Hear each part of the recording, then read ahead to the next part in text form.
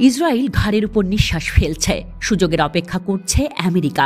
যে কোনো সময় সবুজ বোতামটা টিপে দিতেই পারেন মার্কিন প্রেসিডেন্ট ডোনাল্ড ট্রাম্প। তাই শুভ্র বদনের আয়াতুল্লাহ আলী খামেনিরও বসে থাকার উপায় নেই। তিনিও জলস্থল ও আকাশপথে তৈরি হচ্ছেন। তাকে প্রতিরক্ষার সাথে আক্রমণের পরিপূর্ণ পরিকল্পনাও করতে হবে। সেই ধারাবাহিকতায় ইরানের ইসলামী বিপ্লবী গার্ড কোর আইআরজিসি নৌবাহিনীর কাছে দেশীয় নকশায় তৈরি বিভিন্ন ধরনের সামরিক সরঞ্জাম হস্তান্তর করা হয়েছে, যার মধ্যে রয়েছে শহীদ রইস আলী দেলওয়ারি যুদ্ধজাহাজ এবং ক্ষেপণাস্ত্র উৎক্ষেপণ ব্যবস্থায় সাজানো কয়েক ডজন দ্রুত আক্রমণকারী জাহাজ। দক্ষিণ ইরানের শহর বন্দর আব্বাসে আইআরজিসি প্রধান মেজর জেনারেল হোসাইন সালামি, আইআরজিসি নৌবাহিনী প্রধান rear admiral Ali Reza Tangsiri এবং অন্যান্য ঊর্ধ্বতন রাষ্ট্র ও সামরিক কর্মকর্তাদের উপস্থিতিতে এক অনুষ্ঠানে এগুলোকে হস্তান্তর করা হয়। শহীদ রইস আলী দেলওয়ারি যুদ্ধজাহাজের নামকরণ করা হয়েছে ইরানের জাতীয় বীর এবং স্বাধীনতা সংগ্রামীর নামে, যিনি দক্ষিণ ইরানে উপনিবেশ বিরোধী সংগ্রামের নেতৃত্ব দিয়েছিলেন।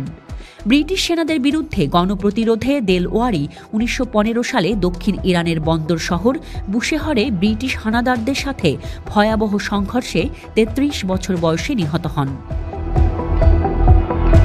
অনুষ্ঠানে বক্তব্য রাখতে গিয়ে তাংসিরি বলেন, নতুন ইরানি যুদ্ধজাহাজ ৩টি ক্ষেপণাস্ত্রবাহী জাহাজ এবং একটি হেলিকপ্টার বহন করতে পারে। এতে ৭৫০ কিলোমিটার পাল্লার ক্ষেপণাস্ত্র থাকতে পারে। তিনি বলেন, সামরিক জাহাজটি বর্তমানে ইরানের প্রতিরক্ষা মন্ত্রণালয়ের তৈরি করা ৩০০ কিলোমিটার পাল্লার ক্ষেপণাস্ত্র দিয়ে সাজানো। ইরানি কমান্ডার আরও বলেন, শহীদ রইস আলী দেলভারি যুদ্ধজাহাজে একটি অগ্নি নিয়ন্ত্রণ ব্যবস্থা স্থাপন করা হয়েছে।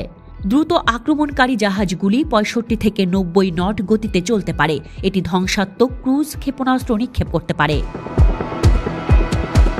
অনুষ্ঠানে এক ভাষণে আইআরজিসির প্রধান কমান্ডার মেজর জেনারেল হোসাইন সালামি বলেছেন, বাহিনীর নৌ ইউনিটগুলি তাদের সক্ষমতা উল্লেখযোগ্যভাবে উন্নত করেছে। সমুদ্রে অভিযান পরিচালনার সময় বিমান প্রতিরক্ষা ক্ষমতা সম্প্রসারণের জন্য আইআরজিসির পরিকল্পনা এখন বাস্তবায়ন করা হয়েছে। তিনি আরও বলেন, সমুদ্রে সম্ভাব্য হুমকি মোকাবেলায় বাহিনীটি অসাধারণ বিমান প্রতিরক্ষা ক্ষমতা অর্জন করেছে। সালামি আন্তর্জাতিক জলসীমায় ইরানের উল্লেখযোগ্য উপস্থিতি তুলে ধরেন। তিনি বলেন, নির্ভুলতা, বেগ, নৌ চলাচলের গভীরতা এবং অস্ত্রের পরিসর নৌযুদ্ধের ভাগ্য নির্ধারণ করে। আইআরজিসির কৌশলে এমন অস্ত্র ও সরঞ্জাম তৈরি করছে যা এসব মানদণ্ড পুরোপুরি অনুসরণ করছে।